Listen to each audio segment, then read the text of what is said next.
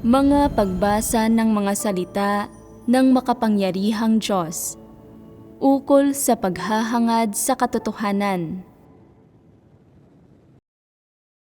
Paano hangarin ang katotohanan? 11. Ang landas na tinatahak ng mga tao ang nagpapasya sa kung ano ang aanihin nila sa huli. Ano ang layunin ng pananampalataya sa Diyos? Ito ba ay para magtamo ng biyaya at mga pagpapala? Ito ba ay para maiwasang mamuhay ng isang hungkag na buhay at makawala mula sa mabababang uri ng interes? Hindi. Kung gayon, ano ito? Ito ay para makamit ang katotohanan, para makamit ang buhay. Kung gayon, ang lahat ba ng ginagawa ng mga tao araw-araw ay nakatuon sa layong ito? Ang oras at lakas ba na ginugugol mo sa paggampan ng iyong tungkulin araw-araw ay pawang para sa layong ito? Nananampalataya ang mga tao sa Diyos nang walang malinaw na layon na makamit ang katotohanan. Sa kanilang puso, malabo sa kanila ang aspektong ito ng mga pangitain at hindi nila alam kung ano ang layunin ng pananampalataya sa Diyos. Tila ba alam lang nila sa kanilang puso na ito ay para magtamo ng mga pagpapala? Pero ano ang dapat gawin ng isang tao para magtamo ng mga pagpapala? Hindi nila alam na ang pagtatamo ng mga pagpapala ay nangangailangan ng pagkaunawa sa katotohanan, pagsasagawa ng katotohanan, at paghahangad ng katotohanan. Kaya, sila ba ay mga taong naghahangad ng katotohanan? Hindi rin sila sigurado rito. Iniisip nila, hindi ito malaking problema. Sinsero akong nananampalataya sa Diyos. Hindi ako aabandonahin ng Diyos. Kahit pa sabihin ng mga tao na hindi ako isang taong naghahangad ng katotohanan, hindi ito mahalaga. Minsan, kapag nakikita ang iba na nagbabahagi ng patotoong batay sa karanasan ng mga ito, habang sila mismo ay walang maibahagi, nakakaramdam din sila ng pagkabagabag, medyo nababalisa at hindi mapakali sa kanilang puso. Pero mas madalas, pakiramdam nila ay hindi ito malaking problema. Nang ganoon-ganoon lang, 5 taon ang lumilipas sa isang kisap mata, 10 taon ang lumilipas sa isang kisap mata. Ang ilang tao ay nasa edad 30 o 40 na ngayon. Ang ilan ay mahigit 50 na. Hindi sila nag-asawa at palagi nilang ginagampanan ang kanilang tungkulin. Hanggang ngayon, gaano karaming katotohanan na ang nakamit nila? Mayroon ba silang buhay? Sila mismo ay hindi nakakatiyak. Pakiramdam nila, tila marami-rami na akong naunawa ang katotohanan at kaya kong mangaral ng maraming sermon. Dapat ay mayroon akong buhay, hindi ba?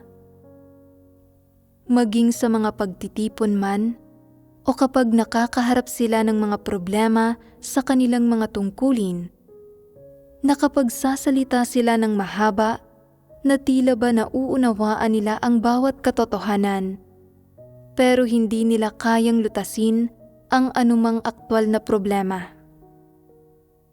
Gaano man katatayog pakinggan ang mga doktrinang sinasabi nila, sa paggampan ng kanilang mga tungkulin, hindi pa rin sila makakilos ayon sa mga katotohanang prinsipyo at sinusunod pa nga rin nila ang sarili nilang kalooban sa maraming usapin. Hindi nauunawaan ang mga katotohanang prinsipyo kahit kaunti. At kaya, sa kanilang puso, nagtataka sila. Ako ba talaga ay isang taong nakakaunawa sa katotohanan o hindi? Hindi nila alam kung sila ba ay isang taong nakakaunawa sa katotohanan. Kung gayon, sila ba ay mga taong naghahangad ng katotohanan at nagsasagawa ng katotohanan? Sila mismo ay hindi rin sigurado tungkol dito. Kaya, nakamit ba talaga nila ang katotohanan o hindi? Nagdududa pa rin sila tungkol dito. Kung gayon, mayroon ba talaga silang buhay o wala? Ano ba talaga ang buhay? Ano ang pakiramdam para sa isang tao na magkaroon ng buhay? Anong mga pagbabago ang mangyayari sa pang-araw-araw na buhay ng isang tao kapag mayroon siya nito? Paano magbabago ang kanyang mga kaisipan? Anong mga pagbabago ang mangyayari sa kanyang pagkatao? Hindi malinaw sa kanila ang alinman sa mga ito. Kahit ilang taon na silang nananampalataya sa Diyos, kapag nagsasalita tungkol sa ilang aspekto ng katotohanan, nakakapangaral sila ng ilang salita at doktrina. Pero pagdating sa mga prinsipyo ng pagsasagawa ng katotohanan, hindi nila maipaliwanag ng malinaw ang mga ito. Sa partikular, ang ilang tao, pagkatapos mapungusan dahil sa pagsalungat sa mga prinsipyo sa kanilang mga kilos, ay hindi lang nagiging negatibo, kundi nalilito rin at pinagdududahan ang kanilang sarili. Sinasabi nila, nakamit ko ba talaga ang buhay o hindi? May puwang ba ang katotohanan sa aking puso? Naging buhay ko ba ito? Matatamo ko pa rin ba talaga ang kaligtasan?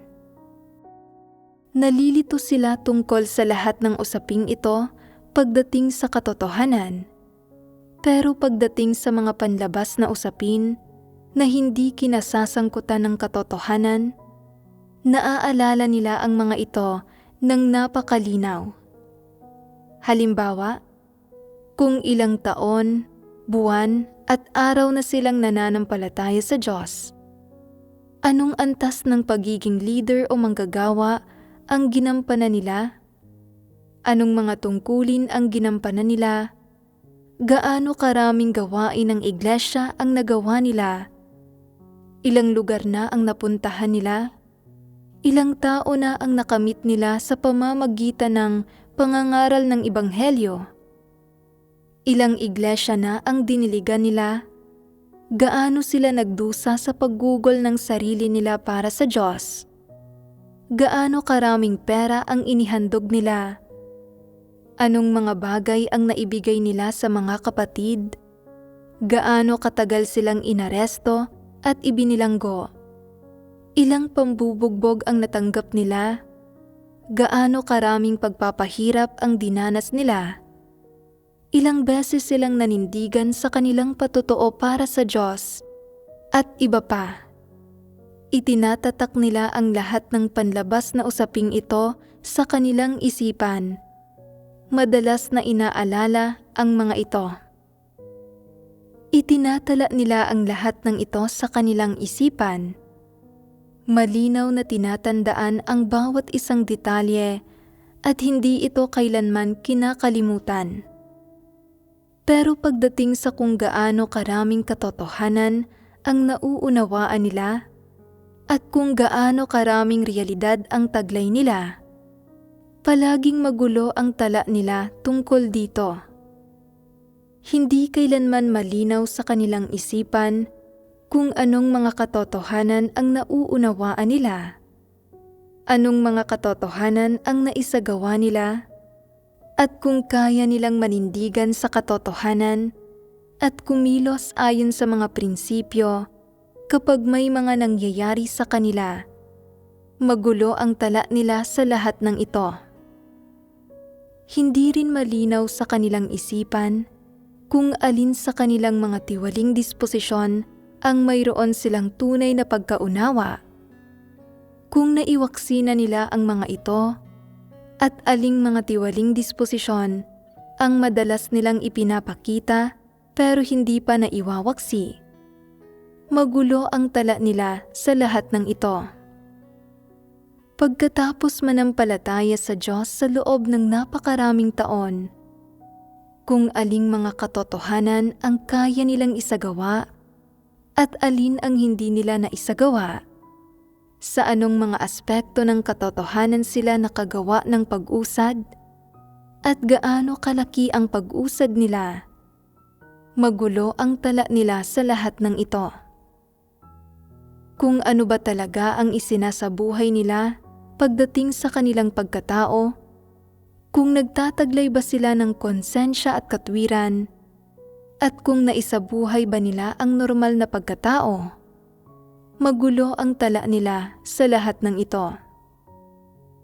Kung ilan sa kanilang mga tungkulin ang ginampanan nila ng may sinseridad at katapatan, ilang tungkulin ang sadyang ginampanan ng pabasta-basta, ilan ang ginampanan ng pasok sa pamantayan, at ilan ang hindi pa pasok sa pamantayan. Sa aling mga tungkulin sila nakakilos ayon sa mga prinsipyo, kaya ang paggampan nila ng mga tungkuling ito ay nakakapagpalugod sa Diyos at nakaaayon sa mga layunin ng Diyos, at sa aling mga tungkulin pa nila hindi naaarok ang mga katotohanang prinsipyo at hindi pa nakakamit ang pagpapalugod sa Diyos, malabo ang tala nila sa lahat ng ito. Kung sa aling mga aspekto ba talaga nila kayang tugunan ang mga hinihingi ng Diyos at magpasakop sa Diyos, hanggang saan sila nagpasakop sa Diyos, sa aling mga aspekto pa rin nila hindi magawang magpasakop sa Diyos, ano ang naging sanhi ng kawalan nila ng kakayahang magpasakop sa Diyos, at kung paano sila dapat pumasok sa pagsulong. Tungkol sa lahat ng bagay na ito, wala silang plano at walang mga kaisipan, at syempre, lalong wala silang malinaw na landas. Nanampalataya na sa Diyos sa loob ng napakaraming taon, hindi nila alam kung ilang bagay na ang nagawa nila para pangalagaan ang mga interes ng sambahayan ng Diyos, o kung gaano karaming mabuting gawa ang naihanda nila. Hindi nila alam kung gaano karaming kasamaan ang nagawa nila, o kung ilang bagay na ang nagawa nila na nagdulot ng mga paggambala at panggugulo. Sa kanilang memorya, tila ba nagawa nila ang ilan sa mga bagay na ito, pero hindi nila alam kung nagsisi ba sila pagkatapos gumawa ng kasamaan.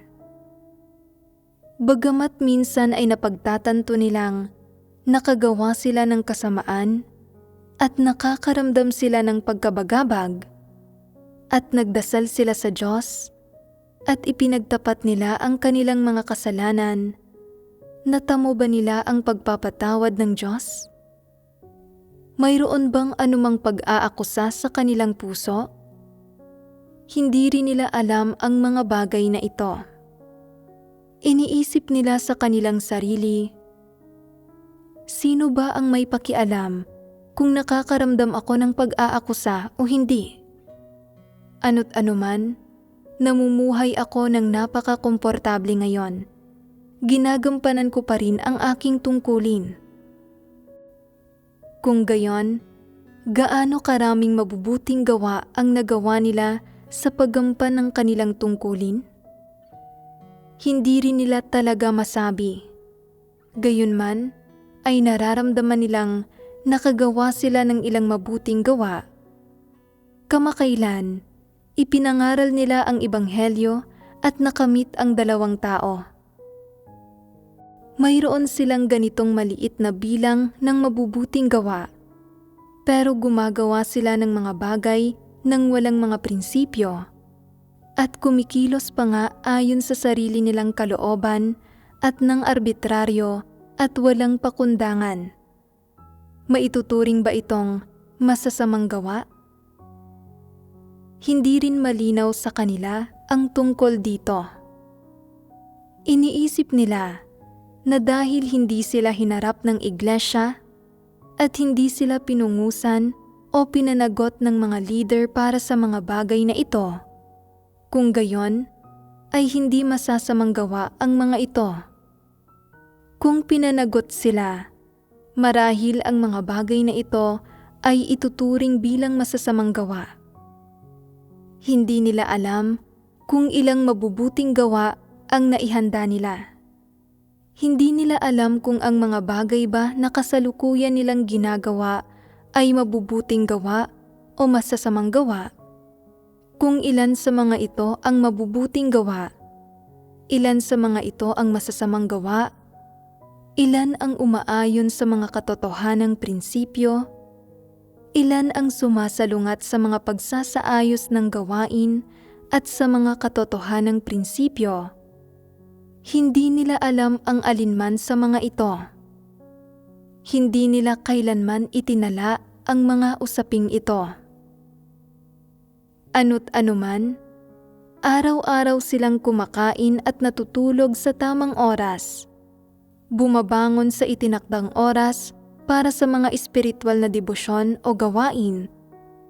At nagpapanatili ng parehong kalagayan habang gumagawa at ng parehong mga hakbang sa gawain mula sa nakaraang araw. Ginagawa ang mga bagay na palagi nilang ginagawa. Hindi nila kailanman partikular o sistematikong naunawaan o ibinuod ang mga usapin ng paghahangad ng katotohanan at pagpasok sa katotohanang realidad o pagwawaksi ng mga tiwaling disposisyon at paggamit ng buhay. Sa makatwid, pagdating sa anumang bagay ng paghahangad ng katotohanan o buhay pagpasok, ay isang magulong talaan para sa kanila. Sabihin mo sa akin, kung ang isang tao ay namumuhay sa ganitong paraan araw-araw, namumuhay sa gayong kalagayan, hindi ba't magulo ang isip niya? Ang magulo ang isip ay isang pampanitikang pagpapahayag. Sa kolokyal na pananalita, nangangahulugan ito ng pagpapaanod ng walang direksyon. Mabuti ba o hindi ang kalagayang ito ng pamumuhay, ang kalagayang ito ng pag-iral?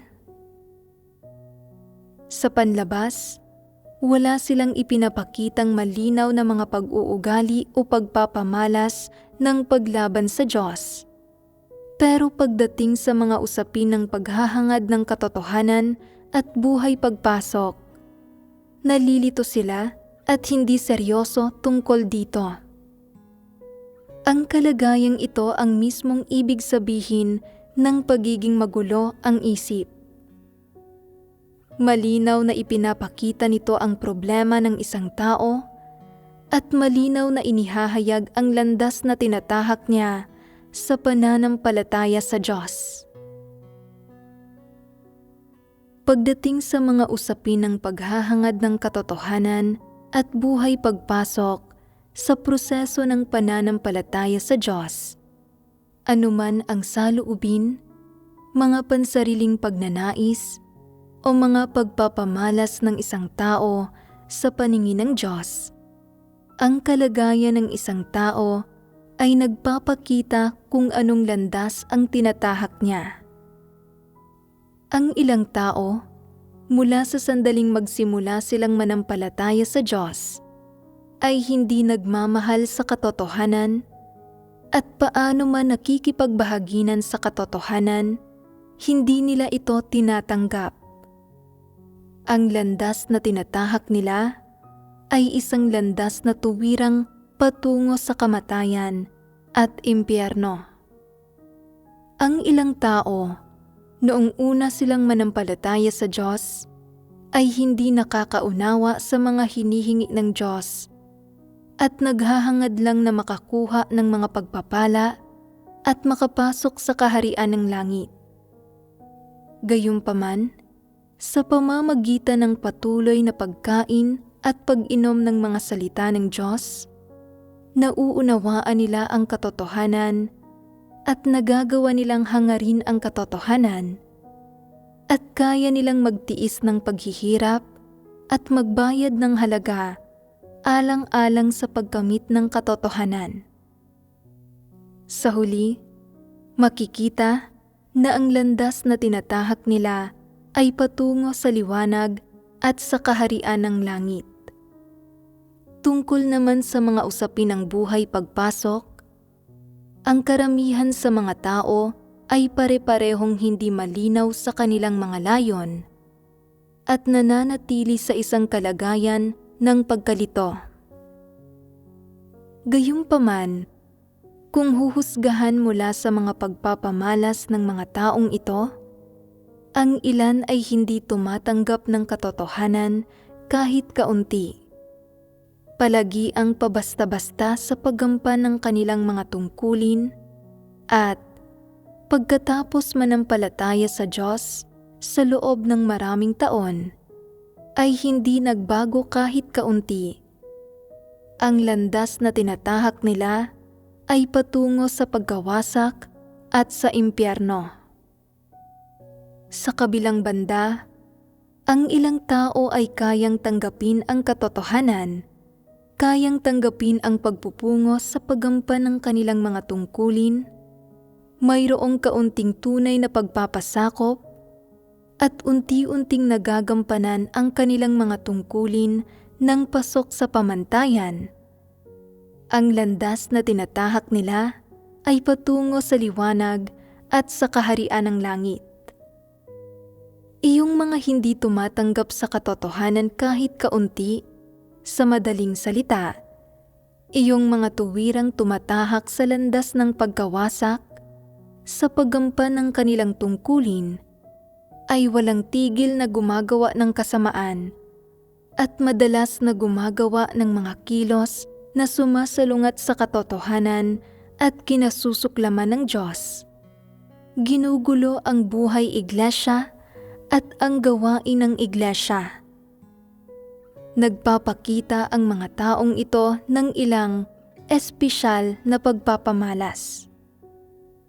Ibig sabihin, mula sa sandaling magsimula silang manampalataya sa Diyos hanggang ngayon, hindi sila kailanman nagsisi at sa paggampan ng kanilang tungkulin, madalas silang pabasta-basta, tuso at nagpapakatamad sila. Pinipili nila ang madadaling gampanin at iniiwasan ang mahihirap at hindi nila pinangangalagaan ang mga interes ng sambahayan ng Diyos. Sila ay lubhang makasarili at kasuklam-suklam at iniisip lang nila ang sarili nilang kasiyahan. Isa rin itong katangian ng mga taong ito. May ilang tao na mas masama pa nga. Sa proseso ng paggampan ng kanilang tungkulin, nag-aamok sila sa paggawa ng mga maling gawa at kumikilos ng arbitraryo at walang pakundangan. Hindi kailanman nagsasagawa o nagpapatupad ng gawain ayon sa mga pagsasaayos ng gawain.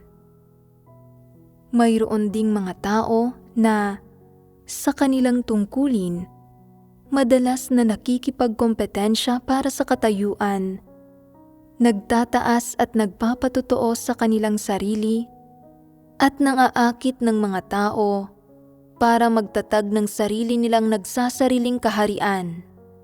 Mayroon din namang mga tao na habang ginagampanan ang kanilang tungkulin, nagnanakaw ng mga handog, nagwawaldas ng mga handog, at nagkakanulo ng mga interes ng sambahayan ng Diyos. Positibo ba o negatibo ang mga pagpapamalas na ito? Nagpakita ang mga taong ito ng gayong mga pagpapamalas mula sa sandaling magsimula silang manampalataya sa Diyos. Patuloy silang binibigyan ng mga pagkakataon ng sambahayan ng Diyos. Ang ilan na may kaunting kakayahan ay isinasaayos na gumampa ng tungkulin ng isang superbisor. Pero pagkatapos ng isang panahon ng hindi magandang paggampan, isinasaayos silang gumampa ng tungkuling may iisang aspekto.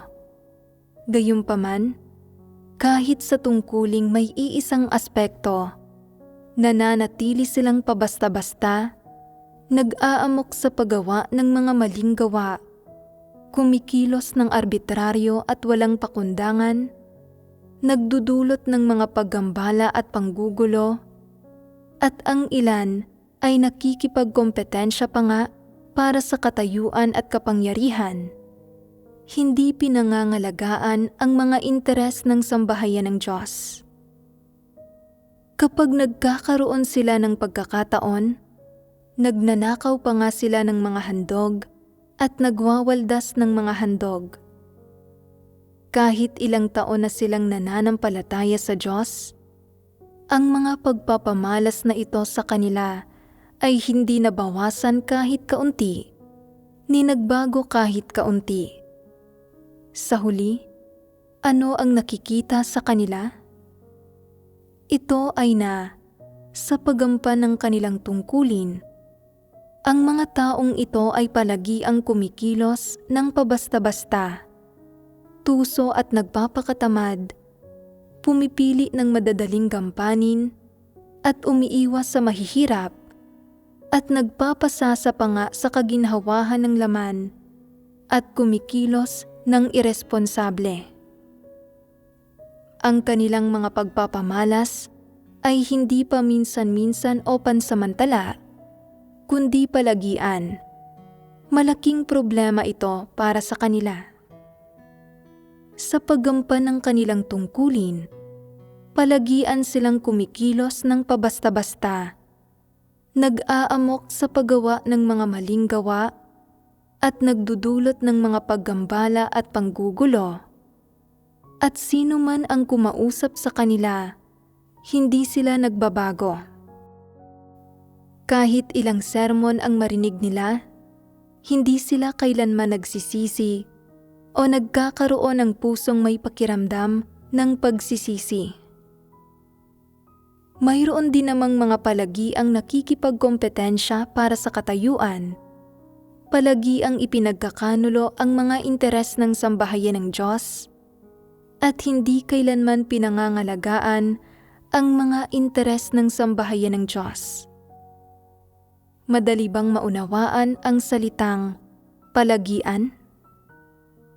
Sino man sa paggampan ng kanilang tungkulin ang kumikilos ng pabasta-basta, arbitraryo at walang pakundangan o may ilang masamang pagpapamalas, palagi silang binibigyan ng sambahayan ng Diyos ng maraming pagkakataon para magsisi. Hindi kailanman dahil sa kanilang mga pansamantalang pagpapamalas kaya sila pinapaalis at hindi na pinapayagang gumampa ng kanilang tungkulin. Sa halip, paulit-ulit silang hinihikayat, binabahaginan tungkol sa katotohanan at mapagmahal na tinutulungan at sinusuportahan.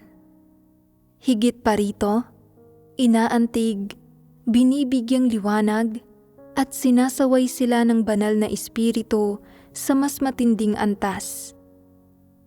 Ginagawa ng mga tao ang gawain at ginagawa rin ng banal na espiritu ang gawain. Gayunman, ang mga taong tulad nito sa kaibuturan ay sadyang matigas ang kalooban at nasusuya sa katotohanan. Hindi nila kailanman tinatanggap ang katotohanan. Hindi nila kailanman tinatanggap ang tulong, pagpuna, mga pagsubaybay o pangangasiwa ng mga kapatid, at lalong hindi nila tinatanggap ang kaliwanagan at pagtutuwid ng banal na espiritu. Manampalataya man sila sa Diyos ng 3 o 5 taon, o ng 10 o 20 taon, nananatili silang ganito. Bagamat mas matanda na sila ngayon at tila medyo mas may gulang at may karanasan na, ginagampanan pa rin nila ang kanilang mga tungkulin sa parehong paraan. Palagian silang kumikilos ng pabasta-basta at nag-aamok sa paggawa ng masasamang bagay. Ganito na sila sa loob ng 20 taon na ito nang hindi nagbabago kahit kaunti. Kapag nagsasalita sila, nag-uumapaw sa kasinungalingan ang kanilang mga bibig at hindi nila kailanman sinasabi ang totoo. Ganito pa rin sila kahit ngayon.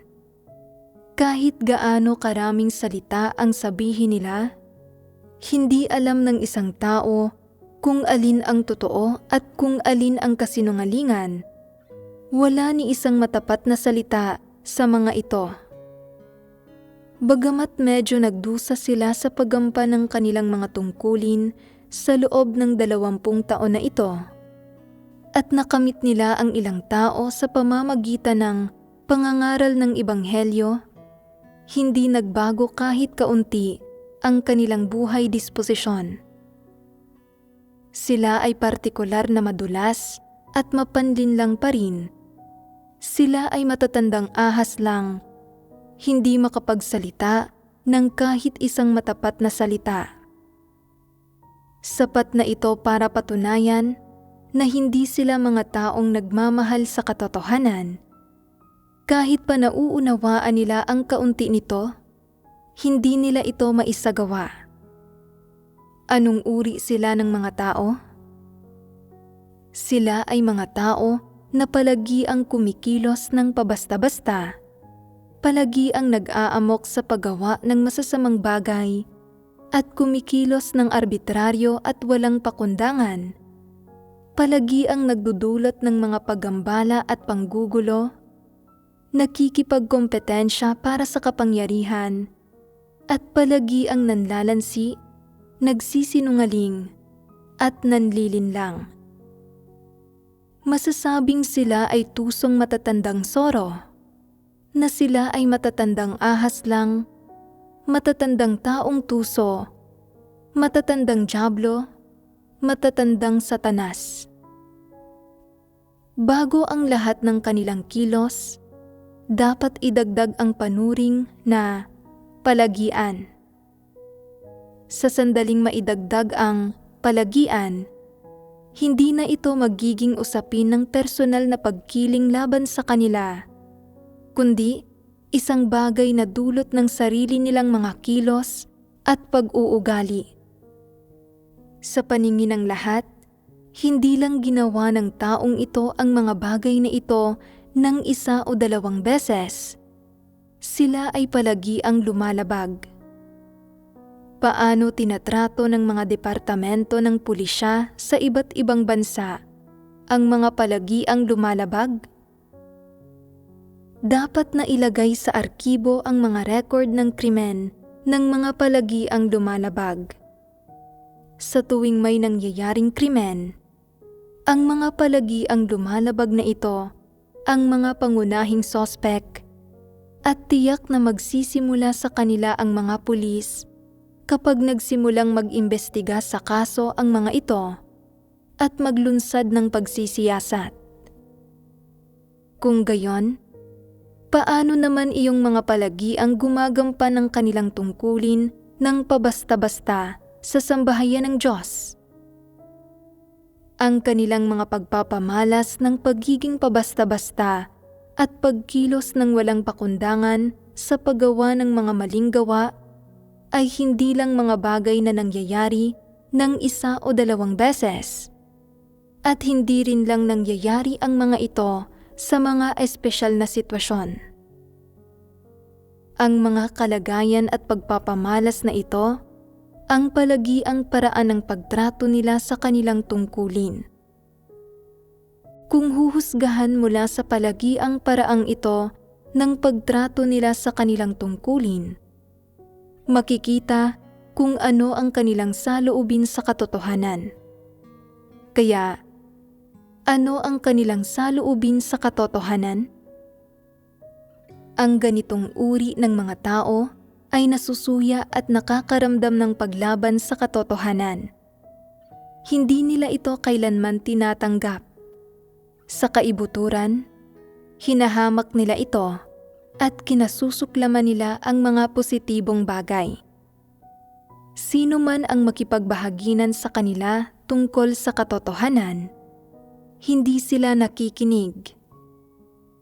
Kahit gaano karaming pagkakataon ang ibigay sa kanila para magsisi, hindi nila pinahahalagahan ang mga ito o siniseryoso ang mga ito.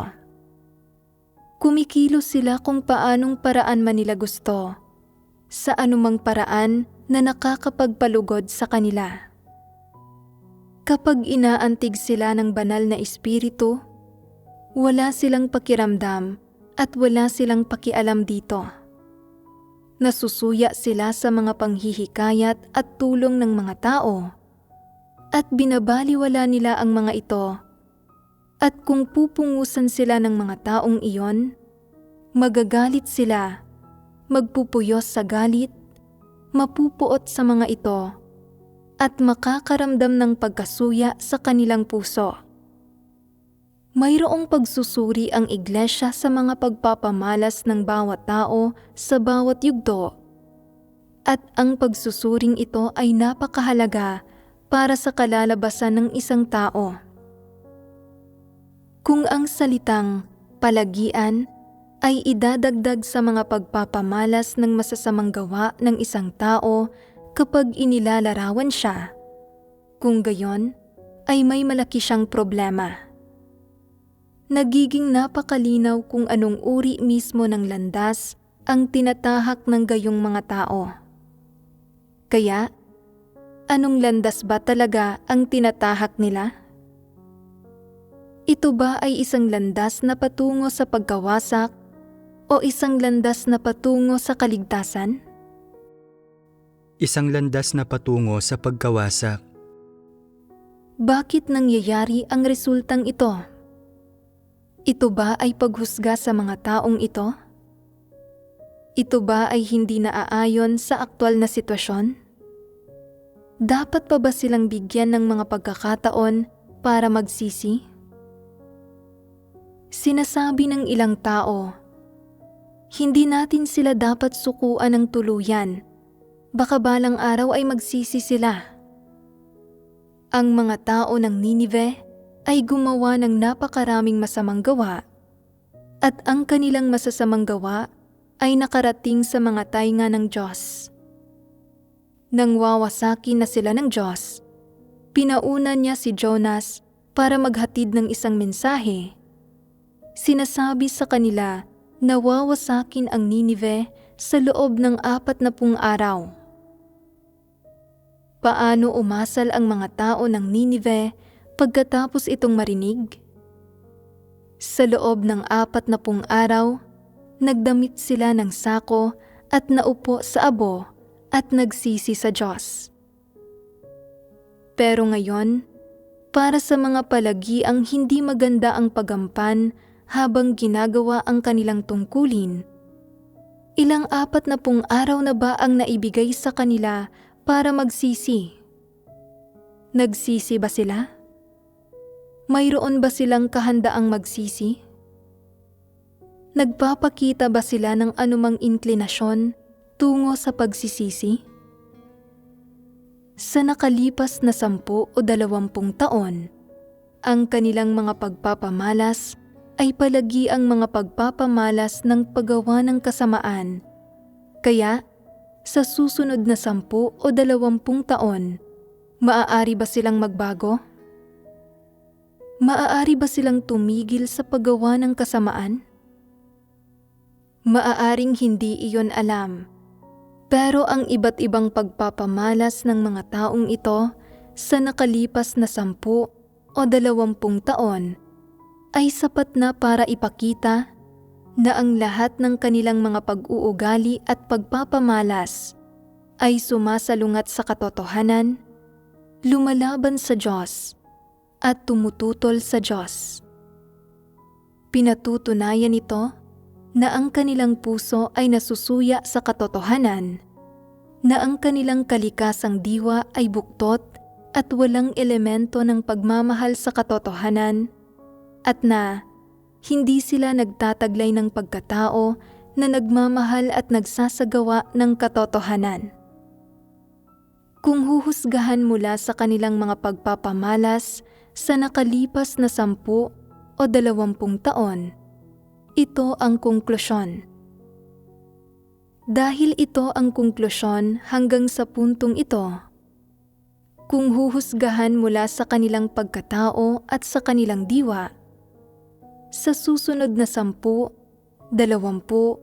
o 30 taon, mayroon ba sa kanila na tunay na makakapagsisi at makakapagbago?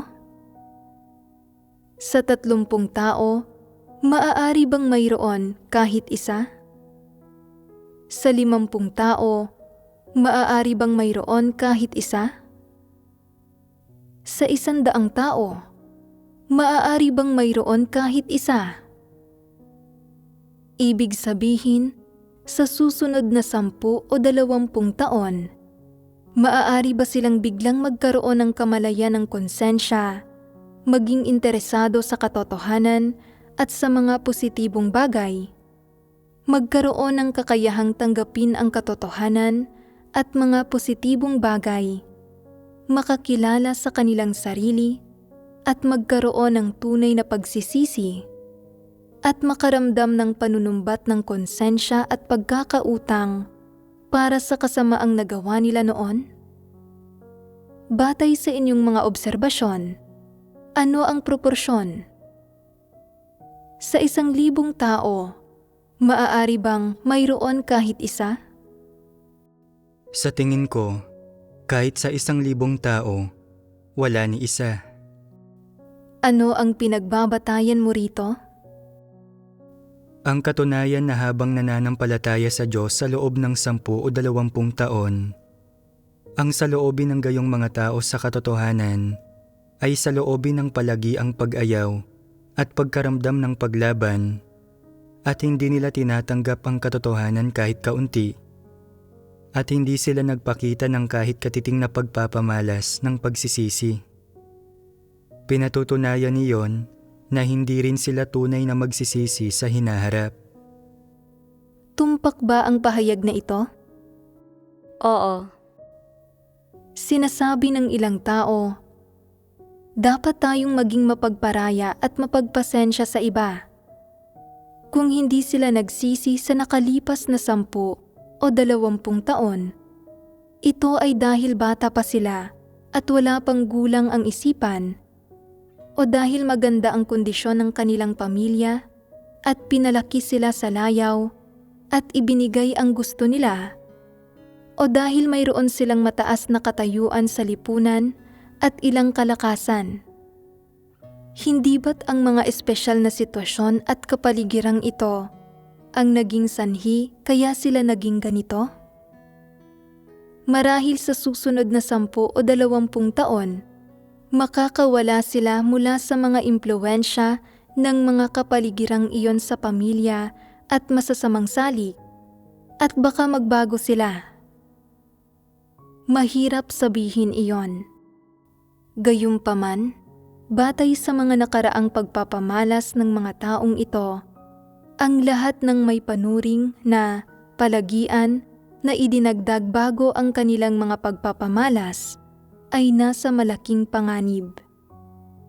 Kahit sa 100 o 1,000 ng mga taong ito, imposibleng may kahit isang tunay na makakapagsisi. Kung wala pa sa kanilang masasamang gawa ang may panuring na palagian, marahil ay mayroon pang kaunting pag-asa para sa gayong mga tao.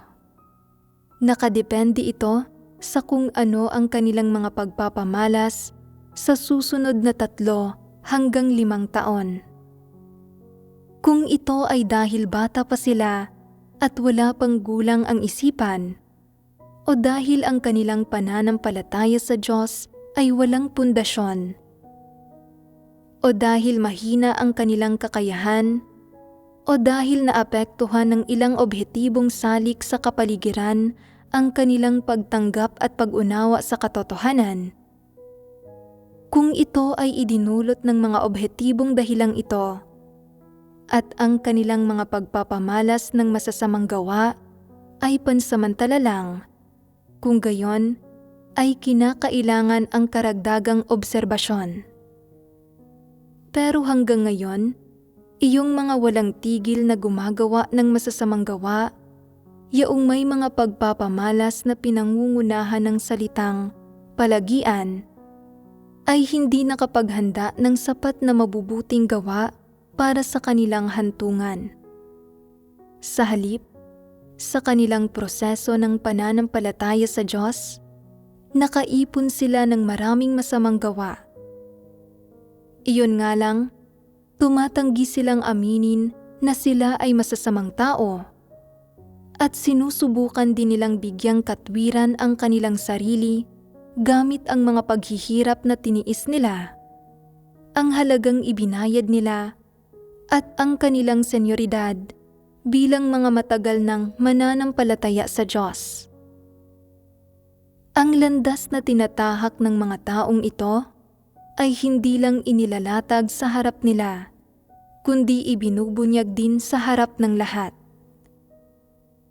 Ang kanilang mga pagpapamalas at pagbubunyag, ang kanilang mga kilos at pag-uugali, ang kanilang saloobin sa paggampan ng kanilang tungkulin, ang kanilang saloobin sa katotohanan, at ang kanilang saloobin sa lahat ng positibong bagay ay sapat na para ipakita ang kanilang diwa.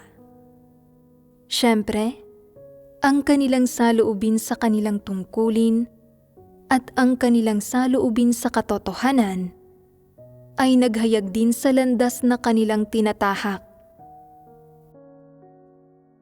Ang landas na tinatahak ng mga tao ang nagpapasya sa kung ano ang aanihin nila sa huli.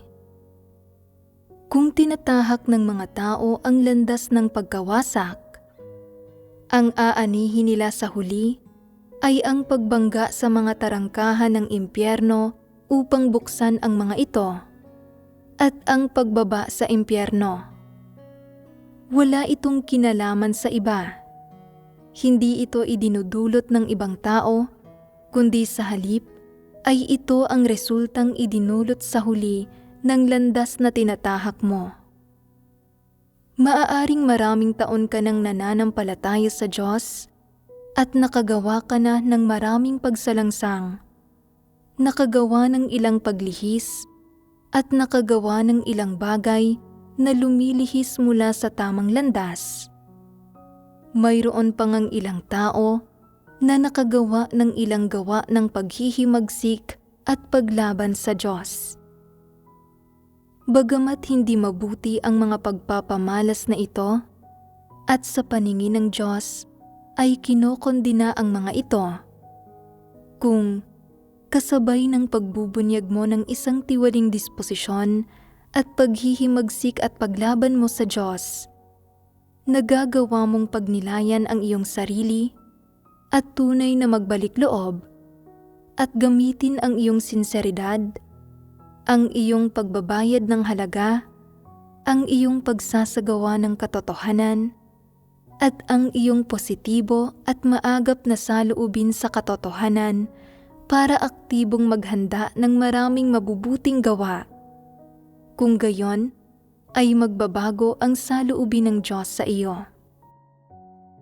Halimbawa, ipagpalagay na kapag ginagambala at ginugulo ng mga antikristo at masasamang tao ang gawain ng iglesia at inililihis nila ang mga kapatid, nagagawa mong agarang ilantad ang masasamang gawa ng mga antikristo at masasamang tao.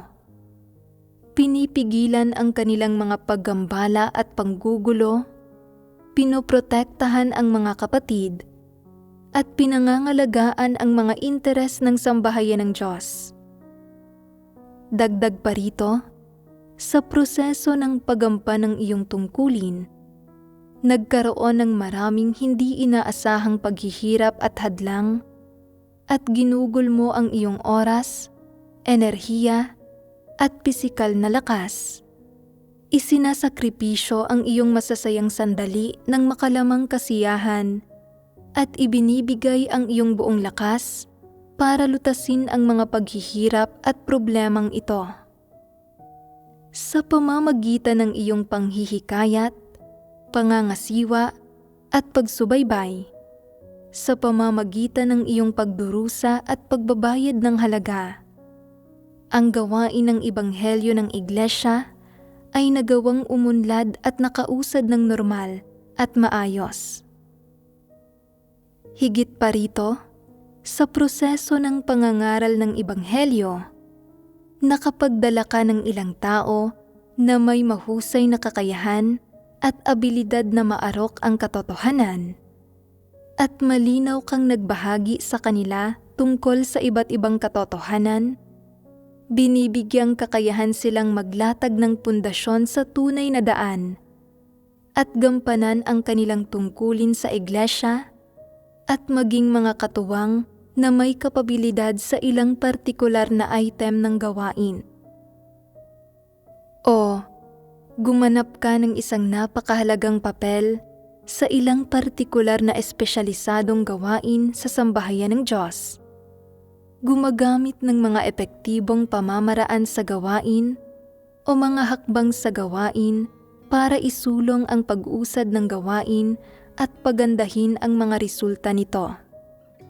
O, sa buhay iglesia, tinulungan mo ang ilang kapatid na negatibo at mahina o na nakakaramdam ng pagkaligaw at kawalan ng landas. Tinutulungan silang makahanap ng landas pasulong, maunawaan ang mga layunin ng Diyos, at hindi magkamali ng pagkaunawa sa Kanya at magkaroon ng determinasyong hangarin ang katotohanan. Ang mas mabuti pa, nagawa mong palakasin ang loob ng mga taong ito, kaya handa silang gumampa ng isang tungkulin at gumugol ng kanilang sarili para sa Diyos. O, sa ilang espesyalisadong gawain, umako ka ng isang kailangang papel. Maaaring ang gampaning ginagawa mo ay mahirap at nakakapagod at walang nakakakita. Gayunman, ay handa kang maging isang manggagawang hindi kilala at nasa likod ng eksena, nagsisikap ng hindi humihingi ng anumang gantimpala, naghahangad lang na ialay ang iyong sinseridad at katapatan. Ang lahat ng positibong pagpapamalas na tulad ng mga ito ay, sa paningin ng Diyos, mabubuting gawa na karapat-dapat tandaan. Sa kabilang banda, maaaring kapag nakakaharap mo ang mga bagay na ito, hindi lang sa nabibigo kang gampanan ang iyong tungkulin at tuparin ang iyong mga responsibilidad, kundi wala ka ring ginagawa at pinapanood at pinagtatawanan mo ang sitwasyon mula sa gilid. Ganap na binabaliwala ang mga ito, nagbubulag-bulagan at nagbibingi-bingihan. Hindi mo ginagawa ang makakaya mo at hindi ka man lang nag-aabalang mag-alok ng suhestyon sa takot na mapagod ka. Iniiwasan mo ang mga bagay-bagay hanggat maaari. Iniisip na kapag mas wala kang ginagawa, mas mabuti. Palagi mong nararamdaman na hindi sulit ang pagiging metikuloso at responsable, at na ang pag-iisip tungkol sa mga usapin ng gawain ay masyadong malaking abala. Bagamat ang mga pagpapamalas na ito ay iba sa masasamang gawa ng paggambala at panggugulo sa gawain ng iglesia, at hindi ka bibigyan ng Diyos ng pangit na marka, hindi ka rin niya bibigyan ng magandang marka. Ano ang ibig kong sabihin sa hindi pagbibigay sa iyo ng magandang marka? Nangangahulugan ito na sa mga bagay na ito, hindi ka naghanda ng mabubuting gawa, ni gumawa ng mga bagay na nagkakamit ng pag-alala ng Diyos. Nang makaharap mo ang mga bagay na ito, pinalagpas mo ang pagkakataon na maghanda ng mabubuting gawa. Napakahangal mo. Hindi ka mapagkakatiwalaan. Hindi ka rapat-dapat na iangat. Hindi ka rapat-dapat na itaas. At hindi ka rapat-dapat na pagkatiwalaan ng mga usapin ng Diyos. Napakalayo mo kina Noe at Abraham. Sabihin ninyo sa akin, ang isang tao na hindi pinangangahasang pagkatiwalaan ng Diyos ng anumang bagay ay maaaring hindi naman mapunta sa impyerno sa huli. Pero makakapasok ba siya sa kaharian ng langit? Masasabi lang na hindi ito tiyak. At sinusundan ito ng napakaraming tandang pananong. Puno ito ng maraming kawalan ng katiyakan. Ang kawalan ng katiyakang ito ay batay sa kanyang mga palagiang pagpapamalas. Kung tatanungin mo ang lahat kung bakit sila nananampalataya sa Diyos, kung gusto ba nilang pumasok sa kaharian ng langit o mapunta sa impyerno, lilibakin ka ng ilang tao.